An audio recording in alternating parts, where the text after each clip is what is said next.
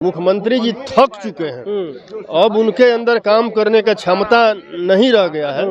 अगर क्षमता होता तो उनके अपर सचिव जो है आदेश देने के बाद भी आज तक बात नहीं मान रहा है और उस पर कार्रवाई नहीं कर रहे हैं। इसका मतलब है कि मुख्यमंत्री जो है अब काम लायक नहीं रह गए हैं।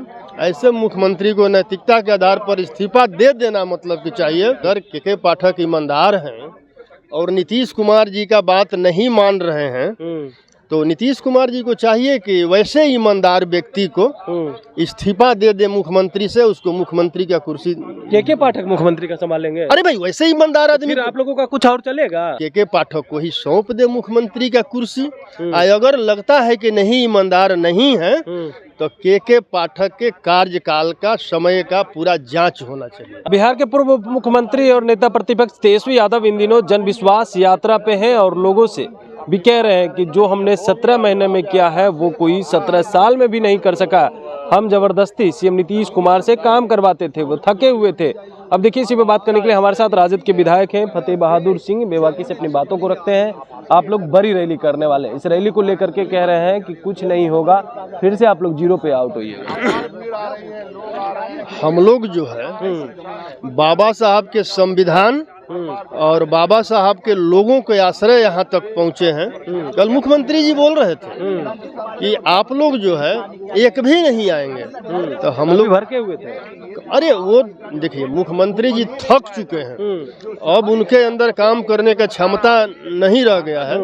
अगर क्षमता होता तो उनके अपर सचिव जो है आदेश देने के बाद भी आज तक बात नहीं मान रहा है और उस पर कार्रवाई नहीं कर रहे हैं। इसका मतलब है कि मुख्यमंत्री जो है अब काम लायक नहीं रह गए हैं। ऐसे मुख्यमंत्री को नैतिकता के आधार पर इस्तीफा दे देना मतलब कि चाहिए। और हमारे जो नेता प्रतिपक्ष जो हैं तेजस्वी जी जनता के बीच जा रहे हैं और उन्होंने अपना 17 साल बनाम 17 महीनों का कार्यों को रख रहे हैं। और जो हम लोगों ने 17 महीना में काम किया है वो बिहार सरकार ही नहीं, भारत सरकार भी 10 वर्षों में वो काम करने का काम नहीं किया है। लेकिन उनके मंत्री कह रहे हैं कि काम हम लोग किए हैं, क्रेडिट आप लोग ले रहे हैं, जबरदस्ती ले रहे हैं। कौन काम किए हैं? भारत सरकार का ही ले लीजिए। नरेंद्र मोदी जी ने कहा था कि मैं प्रति वर्ष 2 करोड़ बेरोजगारों को नौकरी दूंगा। क्या प्रति वर्ष वो 2000 भी बेरोजगारों को नौकरी देने का काम किया है क्या उन्होंने? 10 साल में 10 लाख दिए हैं। 10 लाख में 10 साल में 10 लाख भी दिए हैं कि नहीं दिए हैं वो आंकड़ा देख लीजिए। और किन लोगों को दिए हैं? वो जाति विशेष और धर्म विशेष लोगों को ही मतलब कि देने का काम किए हैं। अभी ये देख लीजिए ना, जो लेटरल एंट्री के द्वारा जो संयुक्त सचिव बनाने का काम किया गया है उसमें एक भी ओबीसी SC ST के लोगों के का हिस्सेदारी नहीं है। ये लोग जो है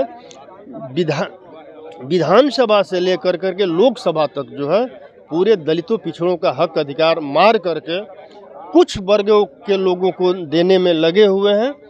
और ये लोग देश जो है मनुस्मृति से चला रहे हैं।